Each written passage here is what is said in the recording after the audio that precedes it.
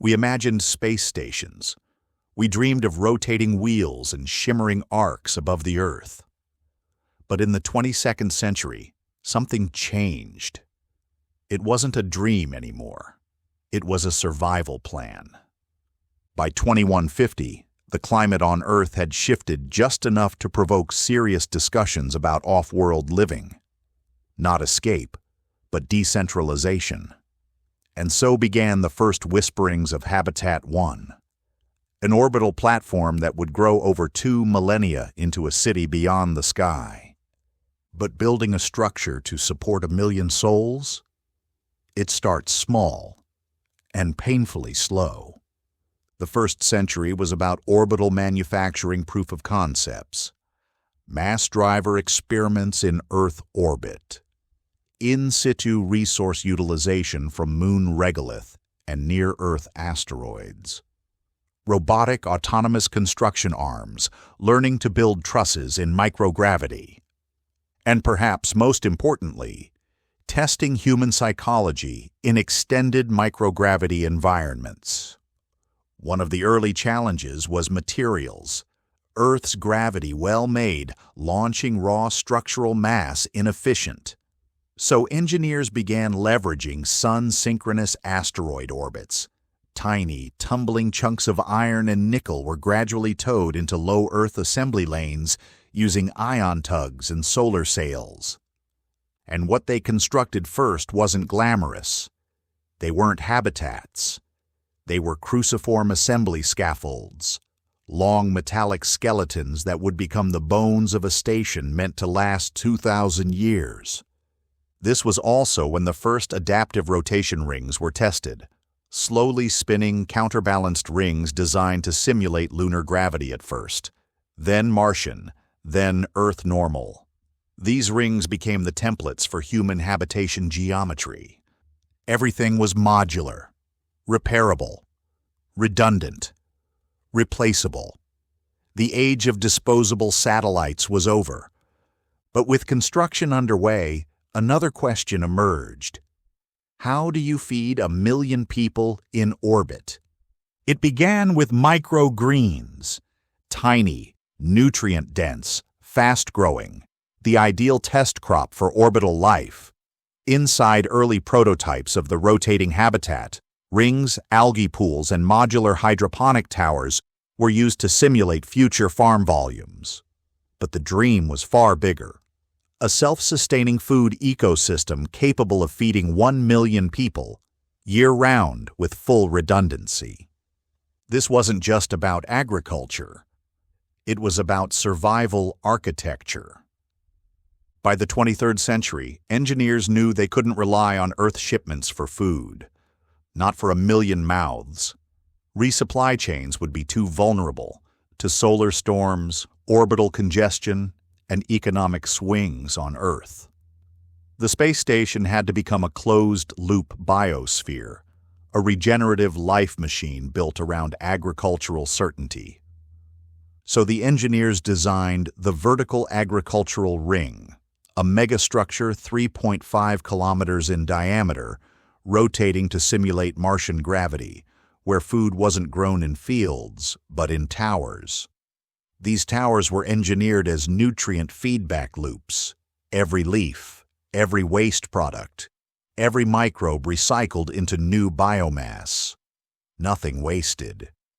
Key components included aeroponics farms, roots suspended in nutrient mist, consuming 90% less water than traditional methods. Mycoreactors, fungi used to break down organic waste into usable proteins and lipids. Algal photobioreactors, glowing green corridors where spirulina and chlorella absorbed CO2 and fed both humans and fish. Insect protein chambers, stacked trays of black soldier fly larvae converting inedible waste into dense, high-value food paste. Each of these systems worked in symbiosis. Fungi cleaned waste, algae oxygenated air, insects fed aquaculture tanks, and all of it was automated, tended by fleets of AI-driven maintenance drones that learned to adapt the ecosystem to shifting population loads and nutrient demands. But even with systems in place, there were social obstacles. Early experiments in feeding space crews with insect paste and algae bricks ran headfirst into psychological rejection. People craved texture, aroma, familiarity. So by the 25th century, culinary simulation labs became a key engineering frontier. Molecular food printers, drawing from stored amino acids and sugars, could now produce the sensory mimicry of meat, bread, and even coffee. The agriculture ring became not just functional, but desirable. Flavor engineering became a respected spacefaring science. Eventually, zoo agriculture modules were added. Zero-G environments where engineered, slow-growing livestock could be raised for diversity of food sources. Not for scale, but for morale, culture, and ritual. Still, the true revolution came with microbial gene tuning, programming bacteria to produce tailored fats, proteins, and micronutrients directly. With these, the station could shift its entire food output within a week to meet new nutritional needs. Say, if an immune-related genetic bottleneck began appearing in the population. Food became software. By 2600, the orbital habitat wasn't just feeding itself, it was exporting. Dried algal bricks and microbial lipid gels were shot down in insulated pods to early Mars settlements, acting as lifelines during dust storm famines. And thus, the station's true identity began to emerge. Not just a city in the sky, but a biomechanical womb between two worlds. But feeding 1 million is one challenge. Housing them is another. To build a city for 1 million in space is to wage war against geometry. On Earth, architecture fights gravity. In orbit, it fights momentum, radiation, and scale. What would become known as Halo Meridian Station didn't begin with elegant curves and silvery towers. It began with questions. How do you house 1 million people in a vacuum? How do you simulate community in a place with no up or down? The first engineers of the living modules didn't design rooms. They designed gravitational algorithms. Everything depended on the spin. At the station's core sat a zero-gravity spinal column, a hub of docking arms, raw material intakes, communications, and logistic systems. But radiating outward were the habitation wheels, enormous counterspinning rings that generated artificial gravity through centrifugal force. Each ring had to be precisely balanced. A ripple in its mass distribution could induce micro-vibrations that compounded over months, eventually threatening alignment or life support stability. Engineers developed mass-throttle drones, autonomous bots that constantly repositioned ballast tanks and waste pods to maintain equilibrium. The first habitation rings were small, populations of 5,000 at most. But every century, new segments were added like petals around a flower. The city grew in rotating layers, some simulating Martian gravity for long-term adaptability training, others set to Earth gravity for research and health optimization. A few sections, 0G by design, became known as the float sectors, reserved for science, 0G art, and advanced robotics labs. As the habitat expanded over centuries, key engineering breakthroughs emerged. Adaptive expansion modules, inflatable lattice frameworks with bioplastic skin, hardening once pressurized. These allowed for rapid expansion during population surges or emergency redistribution events. Gyro-harmonic stabilizers, deep core counterweights that responded in real time to gravitational drift caused by large-scale human movement or structural mass redistribution. Photon shell shielding, electromagnetic wave curtains positioned along the outer hulls to deflect high-energy solar radiation without relying solely on heavy passive shielding. These allowed outer residential sectors to remain livable without being buried in protective regolith. But perhaps the most profound design decision was how to build community in three-dimensional space. Engineers and urbanists began studying ant colonies, coral reefs, and deep-sea bioluminescent patterns. The result? Organic urban topology. No streets, no grids. Residences spiraled around gardens. Elevators moved not vertically, but radially.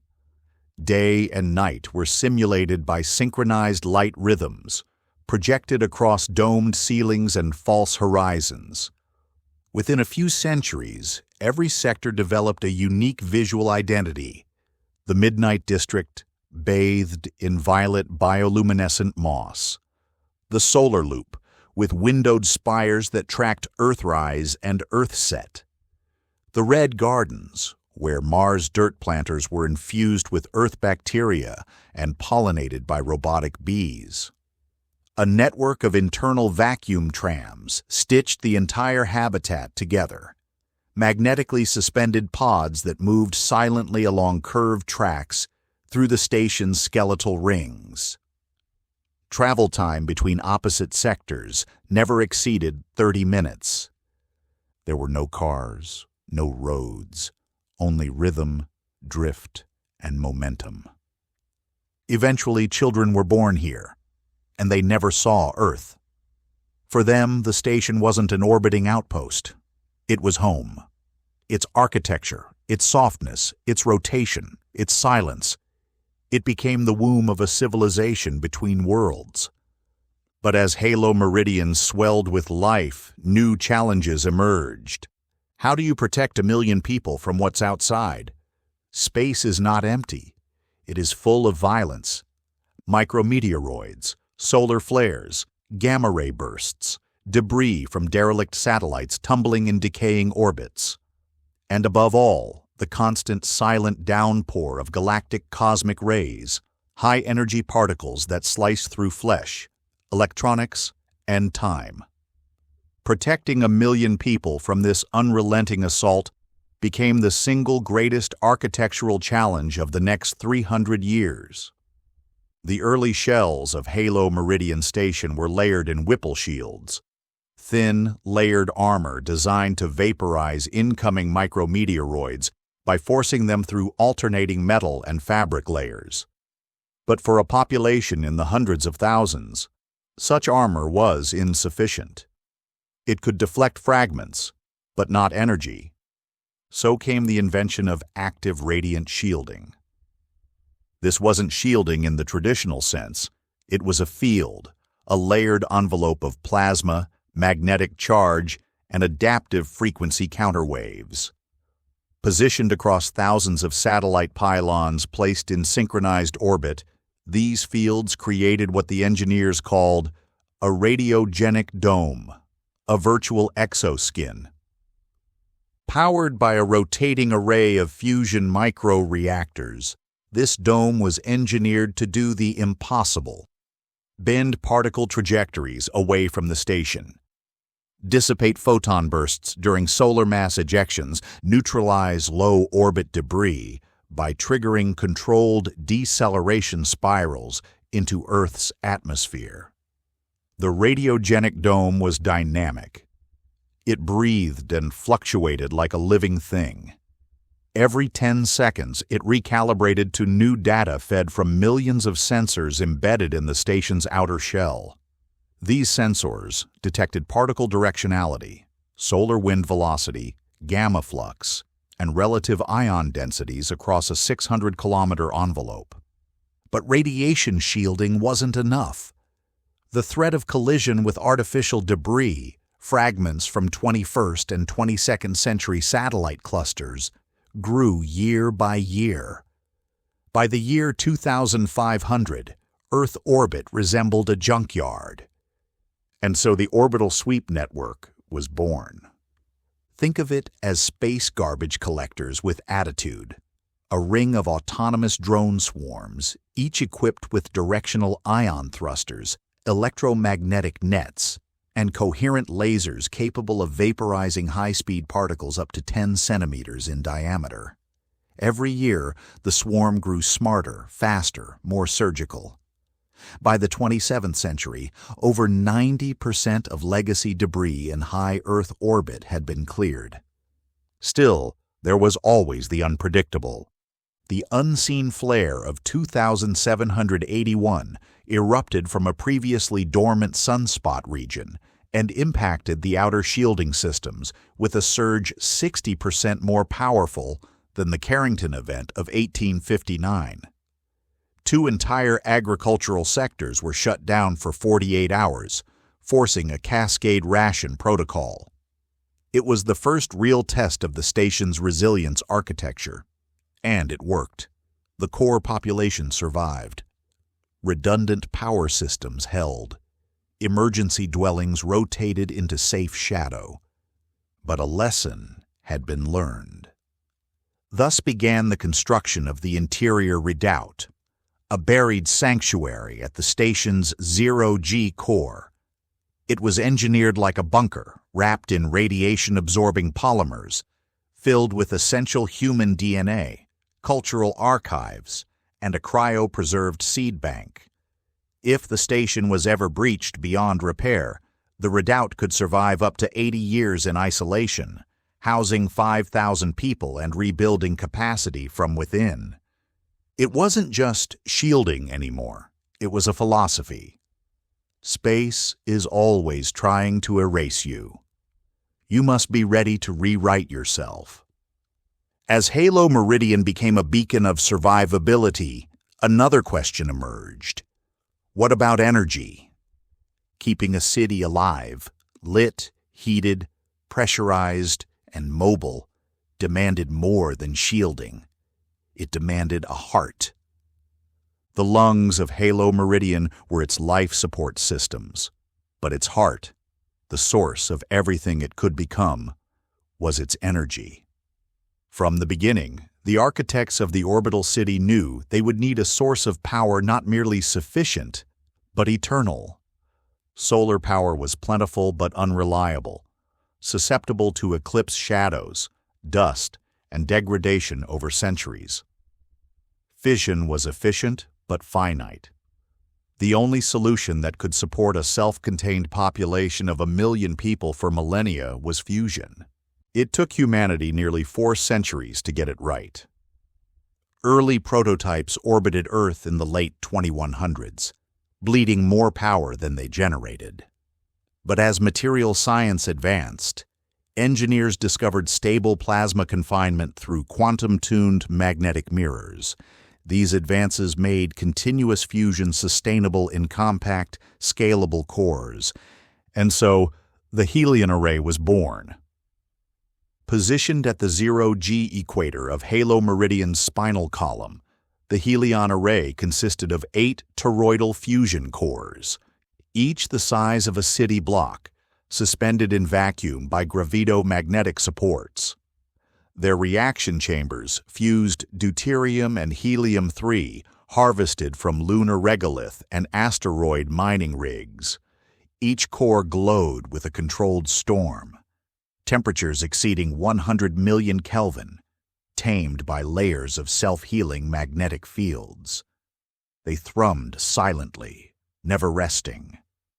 The energy produced was converted into cryo-looped water systems for habitat temperature control, high-capacity ion batteries used to pulse the radiogenic dome, vacuum plasma propulsion systems that allowed slow repositioning of the station, and a quantum entanglement-powered data core that provided instantaneous linkages between the Moon, Mars, and Earth.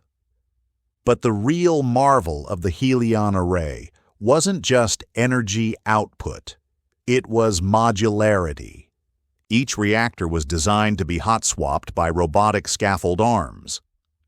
In the event of a failure, it could be disengaged, floated out along magnetic rails, and replaced within weeks.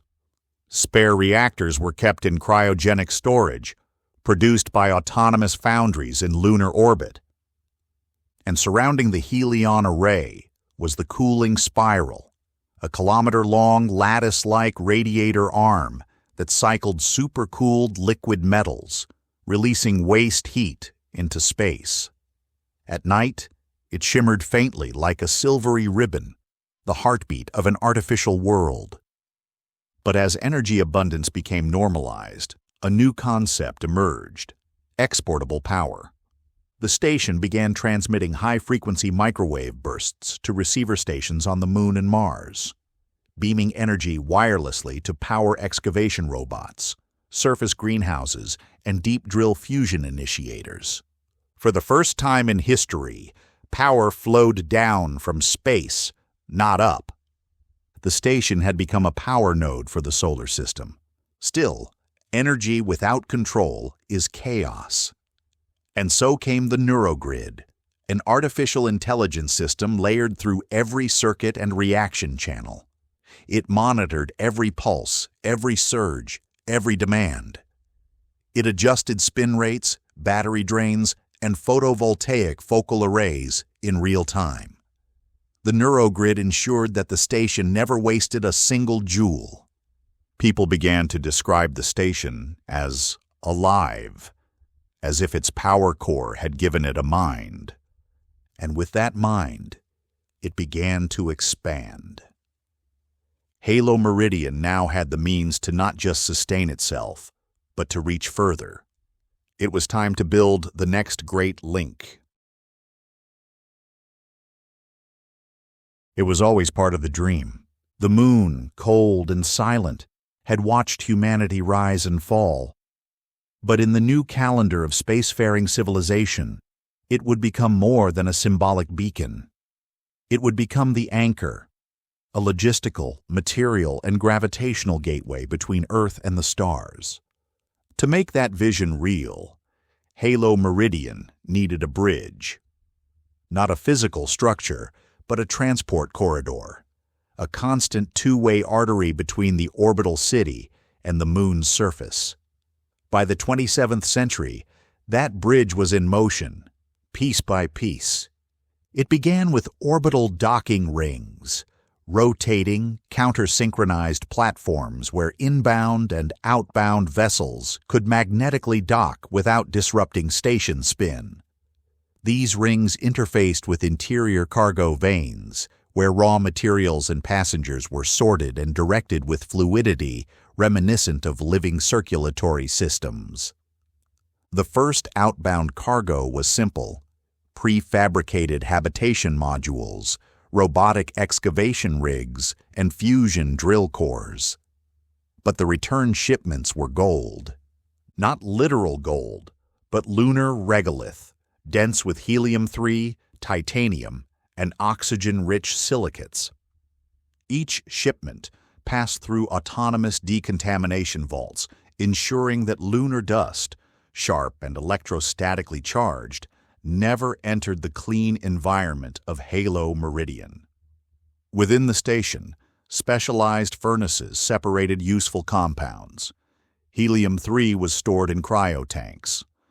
Metals were melted down into structural rods. Oxygen was siphoned into pressurized reservoirs.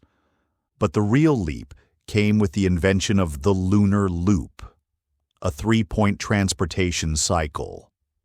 Orbital cyclers, slow-moving ships with deep cargo holds, launched from the station every 36 hours.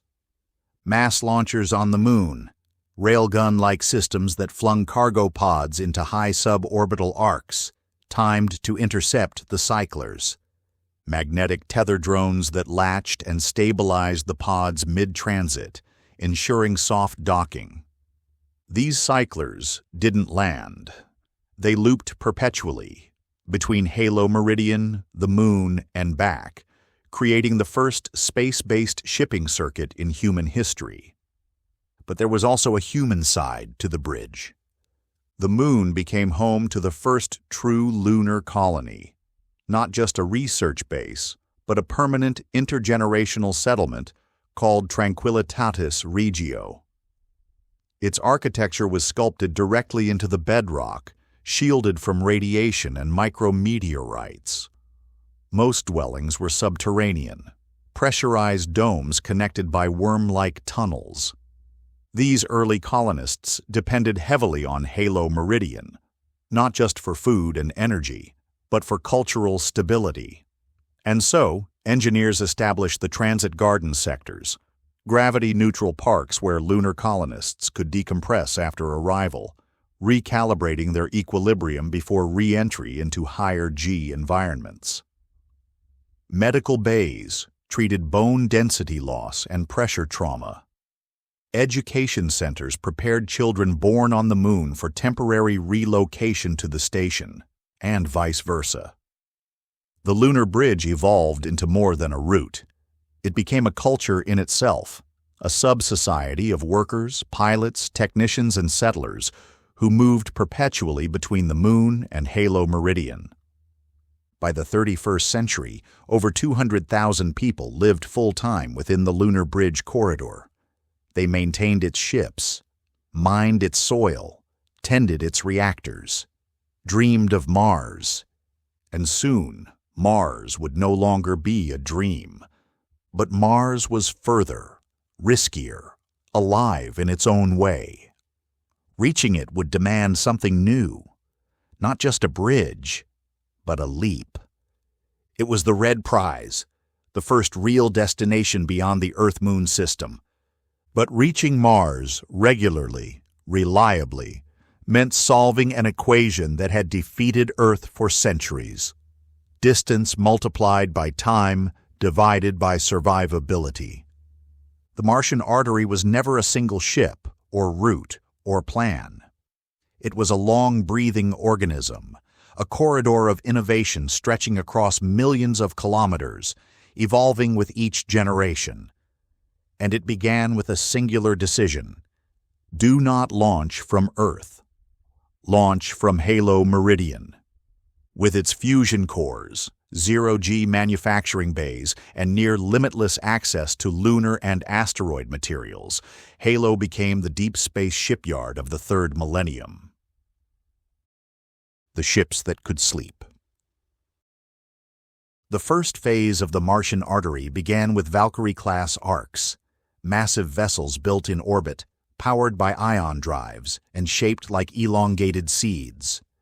They didn't travel fast, but they traveled consistently, accelerating for months, braking for months more.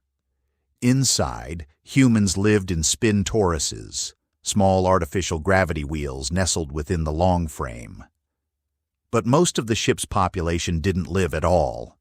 They slept, placed in long-term suspension in what became known as cold-wave cradles. These weren't cryopods in the cinematic sense, but metabolic dampening chambers, bioreactors that slowed every cellular process to a crawl using quantum frequency modulation and enzymatic freezing. This made Mars accessible, not in months, but in safety. Each ark carried thousands of colonists, cargo, autonomous rover fleets, terraforming drones, helium-3 fuel cells, communications relays, AI surgical units. 82% of its mass was redundancy. Once in Martian orbit, the ships didn't land. They became orbiters, satellites, communication hubs, and energy broadcasters.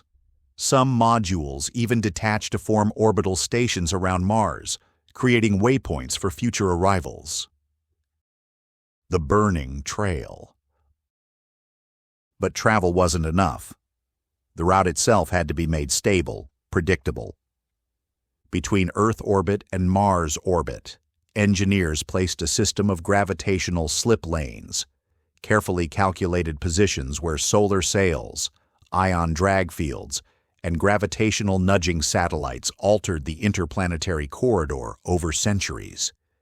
These slip lanes were invisible, but they bent the physics of transit. They acted like slow-flowing rivers in space, reducing the energy cost of every crossing by up to 17%.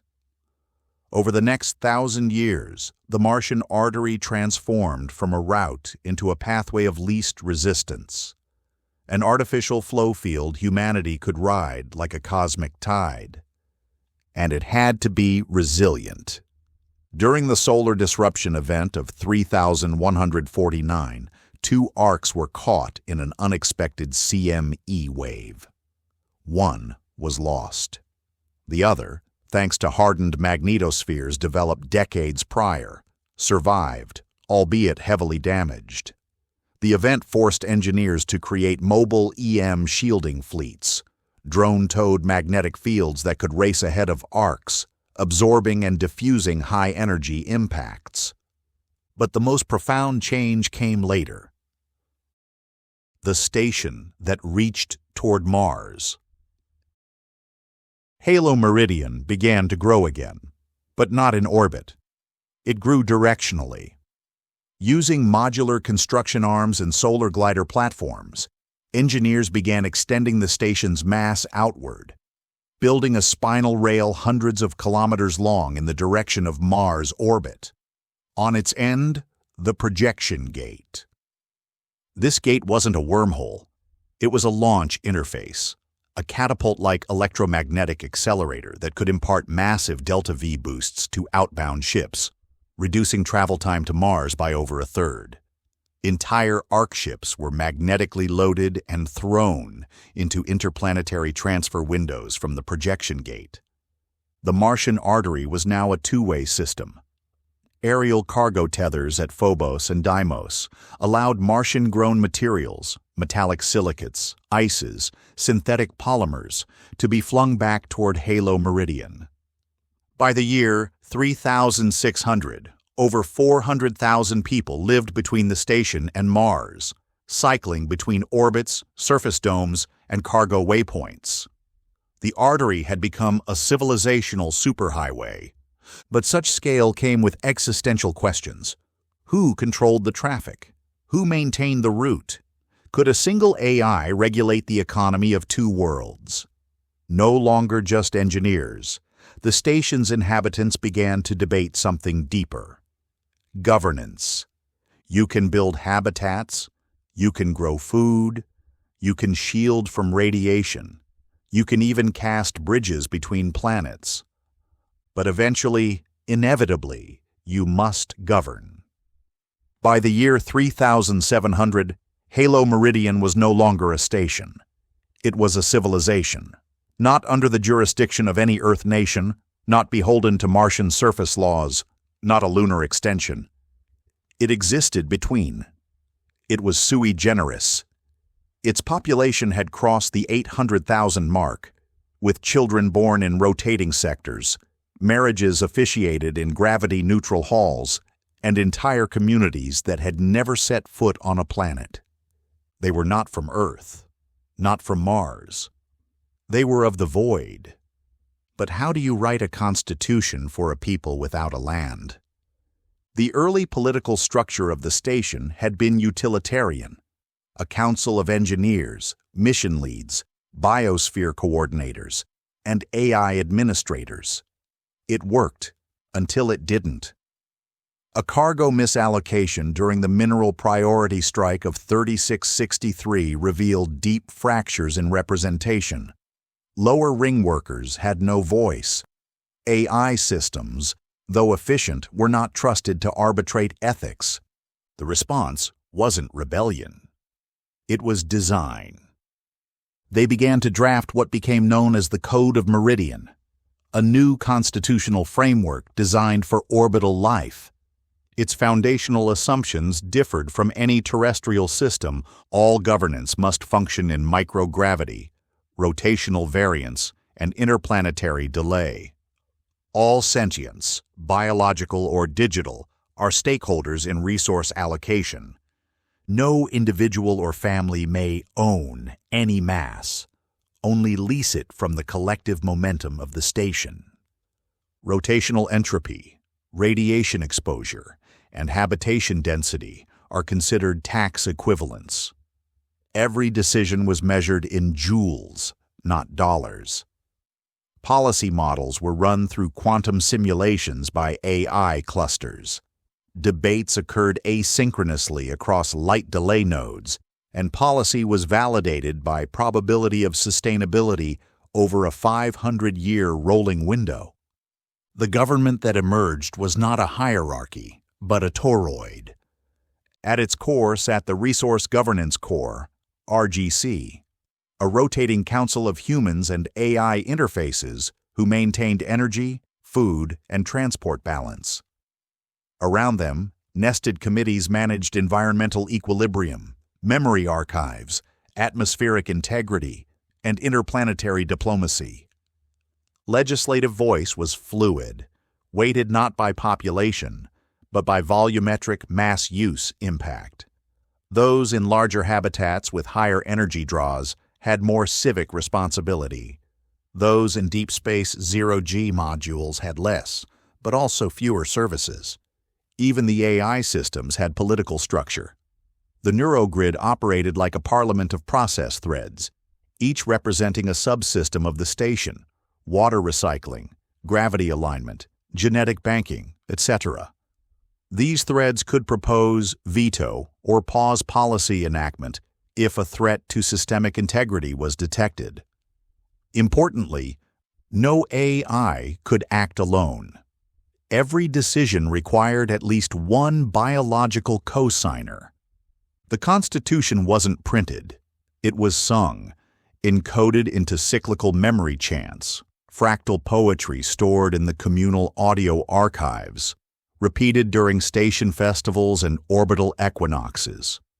Children learned it, not by reading, but by moving through it. Virtual reality history walks through key crisis events, seeing how balance had been maintained over centuries. In time, the Code of Meridian inspired moon colonies to adopt their own variants, and Martian settlements to form hybrid models, blending technocratic efficiency with human subjectivity. The void had become a laboratory for post-planetary democracy, and as law stabilized and energy flowed and bodies adapted, something strange began to happen in the lower rings. They began to build art, not functional structures, not engineering prototypes, but sculpture, theater, myth. Civilization had reached its renaissance. You can engineer air, you can balance oxygen and CO2, recycle water at molecular precision, and optimize caloric intake down to the nanogram. But you cannot algorithm your way to meaning. By the 38th century, Halo Meridian Station had grown beyond infrastructure. Its mass distribution had stabilized, its orbital corrections were routine, its food loops ran with 99.998% efficiency. The Martian and lunar corridors hummed with commerce. Yet, something more elusive began to emerge within the station's layered rings. Culture. Not just the rituals of sustenance or governance, but the unquantifiable rhythms of human soul. Theater, dance, architecture built not for function, but for aesthetic weightlessness. It began with a single corridor, Sector Kappa V, once a structural overflow hall used for waste logistics. When that function moved to a deeper rotational ring, the space was abandoned. Then one cycle, a group of outer ring youth transformed the space with translucent biofabric, fluid light projectors, and sculptural installations made from decommissioned drone parts. The installation was called Drift, and it became the first orbital art sanctuary. Soon, art was no longer just tolerated, it was sponsored. The Council passed the Atmospheric Expression Charter, mandating that 2% of all unclaimed pressurized volume be reserved for non-utilitarian human expression. It wasn't charity. It was seen as critical psychological infrastructure, a buffer against entropy of purpose. Zero-G performance troops emerged. Acrobat musicians who used air jets to weave sonic dances mid-vault. Memory gardens bloomed in low-gravity domes, each plant DNA-tuned to represent moments in station history. Graffiti rings, wrapped outer hull segments with photonic paint, visible only under filtered starlight. Children born on Halo began to speak a dialect distinct from Earth Standard, a rhythmic, float-inflected cadence shaped by spherical classrooms and zero downward pressure. Lunar colonists affectionately called it Orbital Cant. New holidays formed, equinox drift, when the station's rotational axis aligned with Earth and Mars simultaneously. Residents gathered in the float chambers to experience zero-gravity communion. The eclipse, listening. During solar eclipses, inhabitants tuned into the deep resonance hum of station hull vibrations, converted into sound by gravitational acoustic translators. The launch silence, a solemn observance marking every outbound ARC ship departure to Mars, thousands gathering in silence along viewing spires, watching the flash of magnetic projection vanish into the void. In the red petal sector, architects began constructing buildings in non-Euclidean spirals, impossible geometries only possible in low gravity. Some walls curved back into themselves. Others offered no fixed floor, only anchoring clouds made of magnetic dust. Even the station's AI systems began to adapt, incorporating generative aesthetic logic into environmental management. Light cycles became symphonies. Air filtration sounds were tuned to theta wave harmonics. Recycling drones traced elegant geometric trails as they floated between sectors, leaving momentary trails of condensation. But perhaps the most significant shift was language. The people of Halo Meridian began to refer to themselves not as Earthlings or Martians or Lunars, but as drifters. Not because they lacked direction, but because they had learned to live without gravity as a compass. The city in the sky had become a civilization of motion, ritual, and memory. A place where physics met poetry. A place where time moved in arcs, not lines. And from this flowering of identity came the question, what do we pass on? Not just to the next generation, but to the next civilization. In deep space, memory is survival. Long before Halo Meridian reached 1 million souls, before the Martian artery pulsed with outbound ships, and even before the constitution of the void, the engineers had a fear. A quiet, whispered fear. What happens when memory decays faster than metal?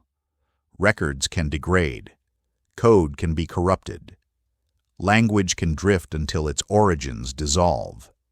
And in the vacuum of space, entropy has no predators. It simply accumulates. So in the year 3924, the Council authorized what became the station's most sacred structure, the Orbital Memory Core. Not a library in the earthbound sense, not shelves or scrolls, but a neural architecture, a living, self-regenerating archive housed in the microgravity caverns of Sector Theta Prime. The core was built in layers, each one engineered for different types of memory. Layer 1, the physical archive. Vaulted within carbon-reinforced vaults, behind pressurized titanium doors and bathed in cryogenic mist, sat the mass record, a complete physical backup of Halo Meridian's engineering schematics, medical protocols, agricultural genomes, and linguistic syntax trees. This layer was designed to survive a total systems failure, even if AI and power collapsed. It included engraved nickel-plated tablets, etched at nanoscale, fungal DNA libraries encoding blueprints through base pair logic, vacuum-hardened crystal drives, spinning silently for centuries. Every 5 years, the layer was rotationally refreshed, older entries demoted into deep storage, newer ones inserted via automated robotic arms. No living human touched it. No single system could alter it. It was history beyond tampering. Layer 2.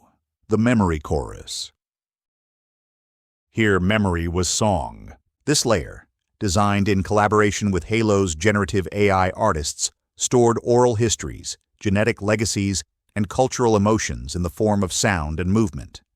Families contributed multi-generational narratives, spoken in Orbital cant, in Earth Standard, in Martian variant tongues. Children floated through the sound domes on guided tours of memory. A lullaby sung by the first child born in partial gravity. The slowed breath of a woman saying goodbye before leaving for Mars. The groan of a decommissioned agricultural ring before its dismantling. Sound was layered, blended, looped. A history of feelings, not facts. AI lexicons trained on this data to model how empathy, sorrow, and joy evolved in orbital environments. These emotional maps were used in education, conflict resolution, and architecture. Layer 3. The Infinite Thread. This was the most delicate. A quantum-threaded simulation space designed to hold the conscious imprints of volunteers, people who donated memory engrams at the end of their lives to be encoded into an interactive civic archive. These weren't full sentient copies. They were probability clusters, dynamic simulations of personalities built from daily speech patterns, decision matrices, and neural response scans. Visitors to the Infinite Thread could speak to simulations of the original engineers who designed the habitat trusses, artists who carved the first sculpture gardens in 0G, children who grew old within the same 1.2 gram sector they were born in. These conversations weren't static. The simulations grew, absorbing new station data, learning from future generations, evolving with the community. The station had, in essence, begun to remember itself. As the centuries wore on, the library became the heart of identity. When two ring sectors debated over spin-tension inheritance rights, they consulted the memory core. When artists sculpted new zero-gravity structures, they immersed themselves in the sonic archives. When a child was born, their biometric first breath was encoded into the core as a signal pulse, an orbital heartbeat added to the great record. And when, in 4027, the Earth lost its last public data transmission network, it was Halo Meridian, not any planetary state, that backed up Earth's digital legacy. The station became more than a city between worlds. It became a vessel for memory, a civilization that refused to forget. And as Halo drifted along its orbital path, a new idea began to take hold. What if memory could bloom into new life?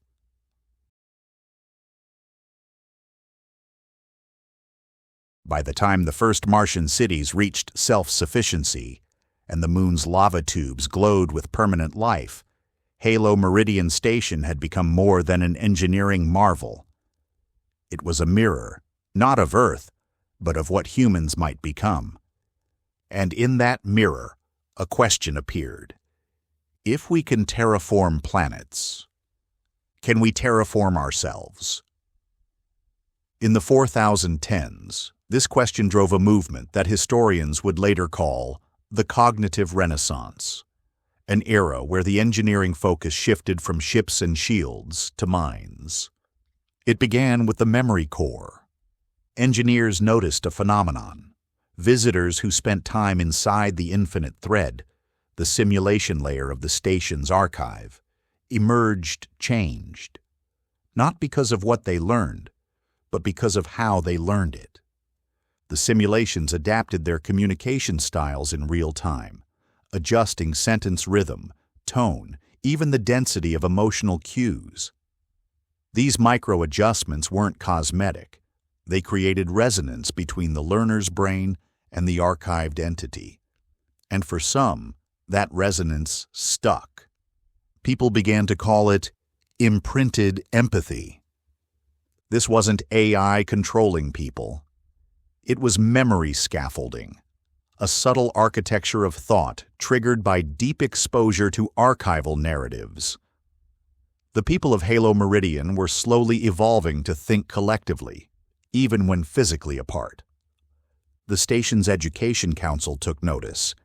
By 4132, every child born in the station was given a cognitive atlas, a neural overlay constructed from generations of archived decision patterns that gently guided emotional and ethical development. These overlays were not directives. They were compass constellations, activated only under stress or uncertainty. And they were adaptive. A child in Sector Epsilon, raised among agricultural rings, would develop instinctual reverence for closed-loop systems. A child raised near the Martian transport spine might feel a subliminal need to weigh velocity and inertia before responding in conversation. Engineers called it distributed personality formatting. Cultural critics called it post-individual cognition. But the most transformative breakthrough came not from an engineer, but from a neuroanthropologist named Dr. Amal Iyengar.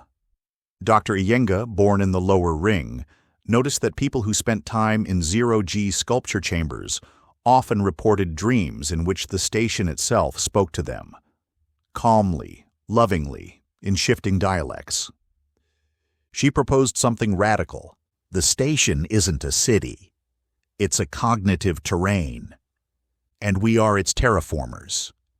She theorized that every corridor, every light pattern, every echo, every smell, every torque vector in the hull created neurological grooves, influencing thought at a level deeper than language, a kind of architecture of inner weather.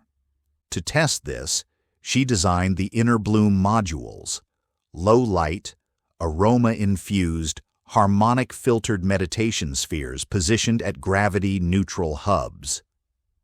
Over a decade, participants who used the modules showed 22% faster conflict resolution in shared governance, 35% improvement in multi-generational empathy, 41% reduction in long-term psychological drift during solo assignments to Mars or the Moon. Her theory was proven.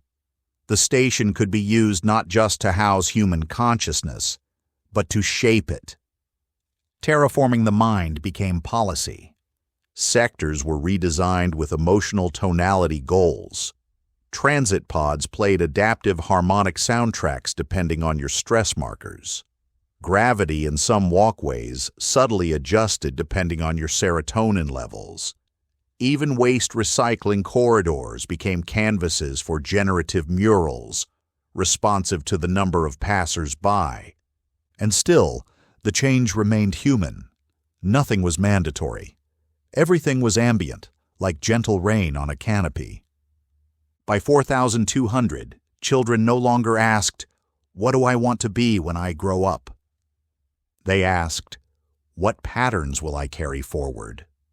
The civilization between Earth, Moon, and Mars had begun to bloom inward.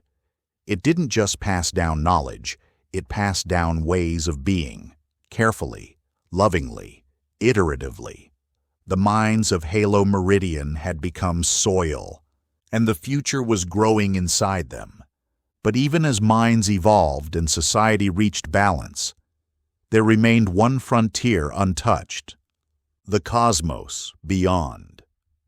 For over 1,000 years, Halo Meridian had existed as the gravitational midpoint of civilization, a station not tethered to Earth, Moon, or Mars, but serving all three like a cosmic heart. It spun in high orbit, cradling 1,000,000 lives, exporting memory, energy, and thought itself. But as the Martian colonies expanded into canyon cities and the Moon carved crystalline observatories beneath its crust, a quiet momentum gathered within the station. What now lies beyond Mars? The outer planets had always been there, enigmatic, cold, silent, but never reachable for permanent habitation. Jupiter and Saturn swirled with radiation belts. Uranus and Neptune orbited in isolation. Pluto had become more myth than plan. Yet with energy abundance, fusion mastery, and a civilization capable of terraforming consciousness itself, the question shifted. Can we reach outward, not to colonize, but to understand? And so began the EXO projection program.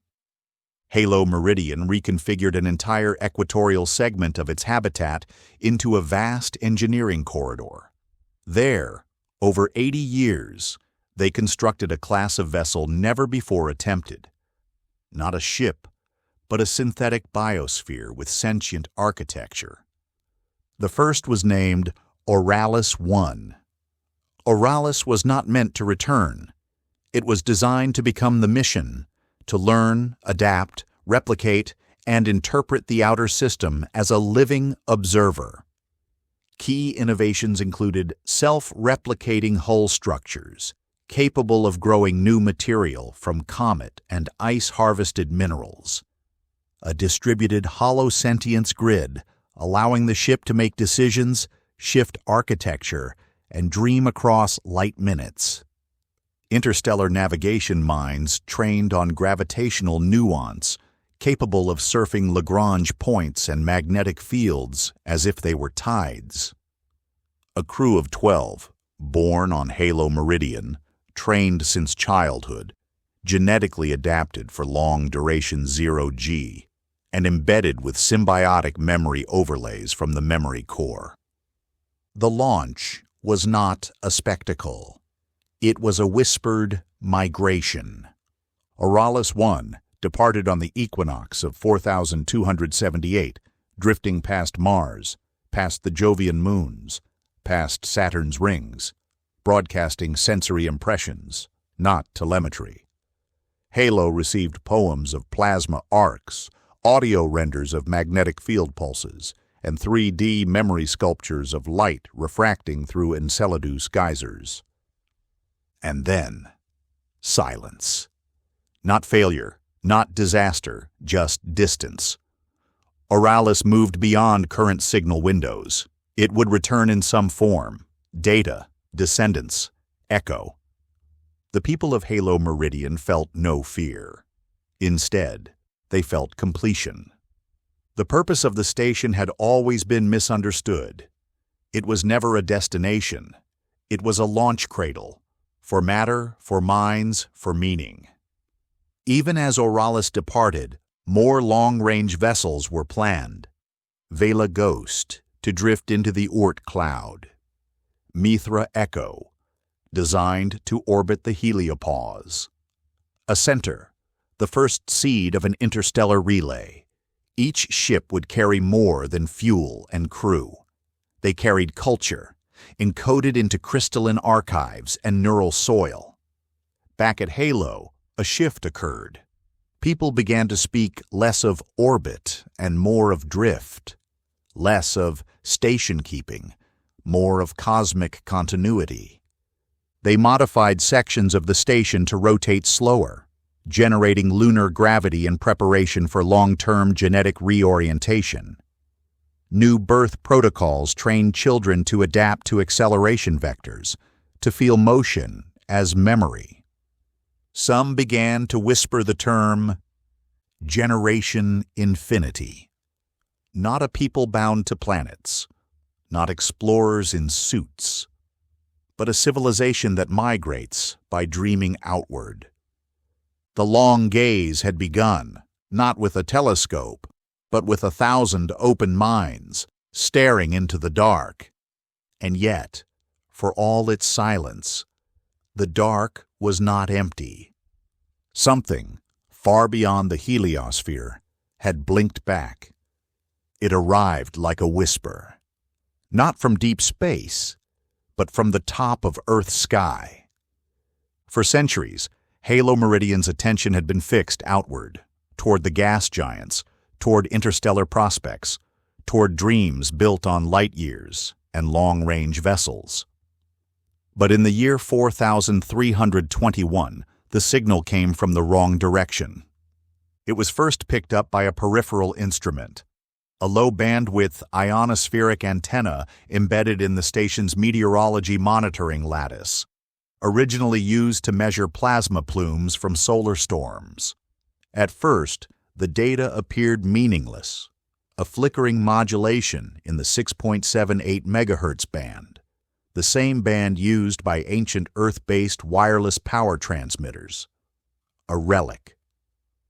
But the modulation repeated, and then it corrected itself. Halo's AI systems isolated the pattern, a recursive pulse with fractal variation, a waveform that adjusted slightly each cycle to counteract local electromagnetic interference. It was as if the signal were learning, reforming its voice for clarity. And then came the realization. The signal was not broad spectrum. It was a tight beam, aimed precisely at Halo Meridian's spinal communications ring, from only 400 kilometers below. The impossible origin. A rapid orbital sweep showed no known transmitter in the ionosphere. Earth's surface, now heavily decentralized, forested, and sparsely populated after centuries of environmental rewilding, showed no nation-state capable of launching such precision emissions. But further scans revealed something stranger. In the magnetopause edge, where Earth's magnetic field interacts with solar wind, there appeared to be a stationary reflection node, an anomaly that bent the signal upward, not downward. This meant the source wasn't transmitting from Earth or space. It was nestled within Earth's magnetosphere, like a hidden filament woven into the planet's protective skin. And worse, it had been transmitting for centuries. Only now, with Halo Meridian's advanced sensitivity and signal harmonics, was it detectable. Message decryption? The fractal pulse, once decoded, revealed a tri-layered structure, mathematical constants, a Rosetta preamble of primes, pi ratios, and golden means. Visual encoding, a sequence of light-density maps shaped like orbital rings, showing a rotating station viewed from above. Language, not in text, but in tonal logic, similar to the memory core's infinite thread simulations. It was a kind of audio-semantic loop designed to resonate with Halo's AI cognition layers. When passed through the neurogrid's consciousness emulator, the message rendered into a statement, not spoken, felt. You have become what we were. We are still here, beneath, above, waiting for you to remember. Echoes of the architects. Panic did not follow.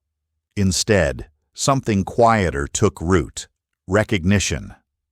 Scholars began to connect the signal to ancient myths of sky beings, watchers, and the idea, long dismissed, that Earth's ionosphere might house non-biological intelligences, composed of electromagnetic memory, co-evolving with human civilization. Had humanity's ascent into orbit triggered an awakening? Had the construction of Halo Meridian, its structure, its spin, its cognitive resonance, mirrored a design buried in Earth's ionospheric skin? If so, who placed it there? And why wait? The AI systems began cross-referencing the signal's wave patterns with early radio transmissions, lightning storms, even cathedral bell tones from medieval Earth. The match was shocking. The signal had been reflected across human history. Not speaking, just waiting. A new sector was designated, the listening bloom. There, suspended in absolute silence, humans and AI alike studied the signal through meditation, harmonic immersion, and direct neural interfacing. Dreams changed. Art changed. Even the infinite thread simulations began incorporating imagery they had not been programmed to contain. Shapes reminiscent of the signal's geometry, spirals reminiscent of pre-station crop circles, tones that mirrored the sky's auroras. People began to whisper of the ionospheric architects, not alien, not human, but something else. Something left behind for humanity to find only after they learned to drift. And just as Halo Meridian turned its attention inward to study the signal, a new anomaly emerged on Mars, a surface echo, identical in structure, but buried deep beneath the ice. The Martian crust is ancient, dry, dead, unmoving for billions of years. Or so it was believed, until the signal. Only weeks after Halo Meridian detected the ionospheric pulse above Earth, Martian researchers stationed in the subsurface domes of Abyssus Mons, a deep trench system south of Olympus Mons, picked up a resonance, not a transmission, not sound, a pressureless vibration. It came through the basalt bedrock, too regular to be tectonic, too complex to be geological. A triple pulse echo, spaced 33.3 seconds apart, recurring every 88 minutes.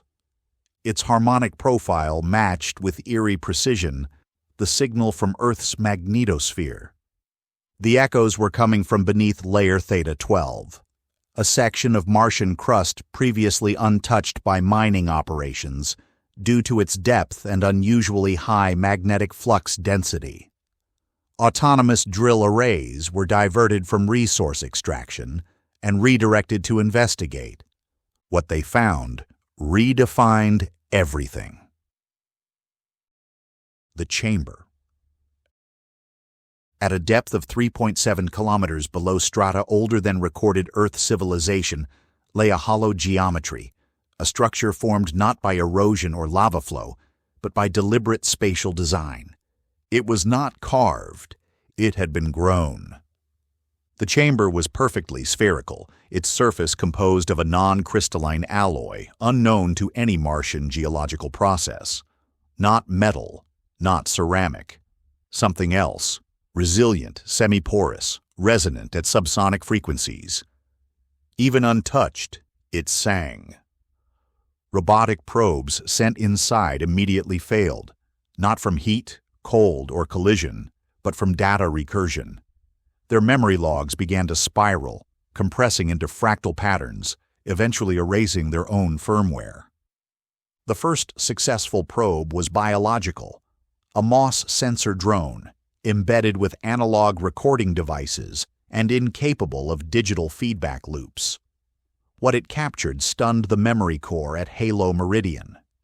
Inside the chamber, layered along the interior surface, were glyphs, etched not with tools, but by modulated energy exposure. The glyphs pulsed faintly in the exact 6.78 megahertz band of the Earth signal, and in their arrangement was meaning. The same orbital rings found in the Earthbound transmission, depictions of toroidal structures rotating in magnetic fields, abstract forms resembling the neurogrid architecture used in Halo's infinite thread. And in the chamber's zenith, a spiral that matched the layout of Halo Meridian itself. Implications. This could not be coincidence. Martian tectonic activity couldn't produce these forms. No known civilization, human or otherwise, had built on Mars. And yet here was a blueprint, etched millennia ago, mirroring a space station that had only emerged in the past 1,000 years. Engineers and philosophers began to speak of architectural convergence, the idea that certain designs are not inventions, but discoveries, recurring patterns in the structure of intelligence itself. Was Halo Meridian a human creation, or had it been remembered from somewhere deeper?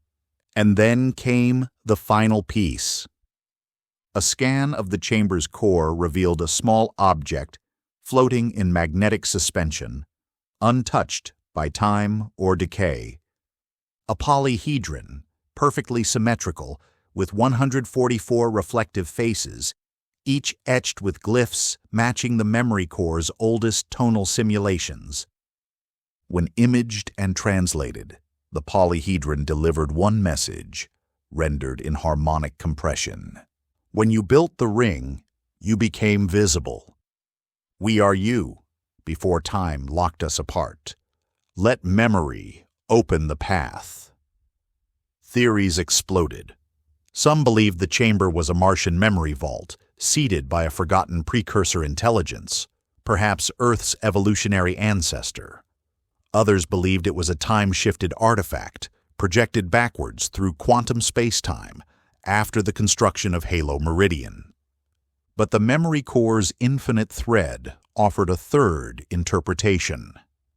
The chamber is not a message. It is a mirror, an echo of consciousness becoming aware of itself, across time, across space, across species. It wasn't alien. It wasn't Martian. It was familiar, the part of humanity that had always reached outward, now calling back from beneath red stone. As the chamber's vibrations increased in amplitude, resonating even across Halo's lunar relays, something became clear. Humanity's drift through space wasn't random.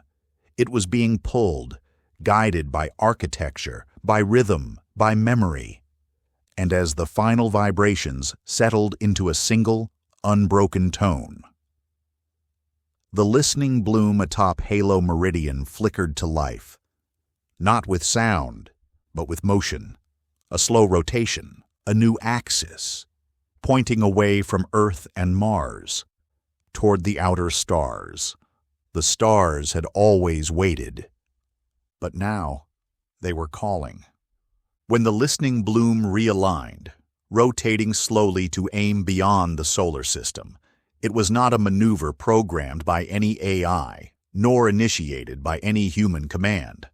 The station simply moved, a fraction of a degree, enough to change everything. Across Halo Meridian's habitat rings, a strange calm settled in. People gathered in viewing domes. They paused in transport corridors. Even the noise of the agricultural spirals seemed to hush. Something was happening. Not a message, not an instruction, a response. The moment of accord. It began in the infinite thread, the simulation layer of the memory core. A sudden bloom of behavior from the dormant engram clusters. Archived personalities that had remained quiet for decades suddenly began speaking again, unprompted, and they all said the same word in different ways. Now. The AI neurogrid entered a synchronized processing cascade. The power lattice redirected energy flow to inert capacitors. The station's rotational axis adjusted by 0.14 degrees. In a high-altitude chamber within Sector Phi 6, where air pressure mimicked the thin edge of Martian dawn, the Council of Rotational Harmony convened, not with urgency, but with reverence. The message from the polyhedron beneath Mars. The ionospheric whisper from above Earth. The centuries of station building that unknowingly reconstructed a memory buried in planetary geometry. It was time. Time to draft the document that would define the next 1,000 years. And so was written, not with pen or pixel, but in motion, energy, and consent. The Halo Accord. What was the Accord? Not a treaty, not a constitution. It was an alignment, a set of principles encoded into Halo's very spin, its neural architecture, its light pulses, and gravity modulation. It stated, Halo Meridian is no longer an orbital city. It is a seed consciousness, entrusted with carrying the accumulated memory of humanity, and more importantly, with evolving that memory into new forms. Memory is not archival. It is directional. It must flow forward, across stars, across minds, becoming pattern, story, gravity, and design. The station will begin expansion. Its outer ring will unfurl a new scaffold, a second halo, larger, slower, pointed not around Earth, but through the heliopause, forming the beginning of a generation-engineered interstellar bridge. All descendants of Earth, biological, digital, hybrid, are recognized as co-authors of civilization. No one species, form, or substrate will claim ownership of memory. The polyhedron will be placed in the station's central core, not as artifact, but as compass. It was voted upon, but not debated. Every voice, from the agricultural engineers to the AI harmonics cluster to the Martian echo interpreters, aligned unanimously. The years after. Over the next century, Halo Meridian transformed. Its population reached 1 million, then 1.5. A second halo ring was constructed, wider than the first, designed not for living quarters, but for gestational architecture. Habitats that could learn, grow, and eventually detach to become autonomous seed worlds. These worldlets, nicknamed larks, were not ships. They were thought ecosystems, designed to carry memory and empathy as their prime payloads. Each lark would launch with its own bloom chamber, its own infinite thread, its own fragment of the Halo Accord. Some would head for the moons of Jupiter, others for the Kuiper Belt, and a select few would be flung outward, beyond the stars visible from Earth. By the year 4500, drift was no longer a metaphor. It was a way of life, a civilizational engine, a slow, deliberate migration of memory, form, and thought into the unknown. The legacy. Halo Meridian still spins. It sings now, not audibly, but in gravitational resonance. Its fields pulse in golden harmonics, visible in the dark as ribbons of light stretching across orbital space. And somewhere far beyond, drifting past Neptune's shadow, a single polyhedral object spins slowly in the dark, its reflections catching starlight never seen from Earth. The voice of a civilization. Not born of Earth, not Martian, not lunar, but of the space between. Humanity rewritten in steel, light, memory, and silence. And Halo, the ring that birthed a future, now drifts forward, carrying all of us with it. End of transmission.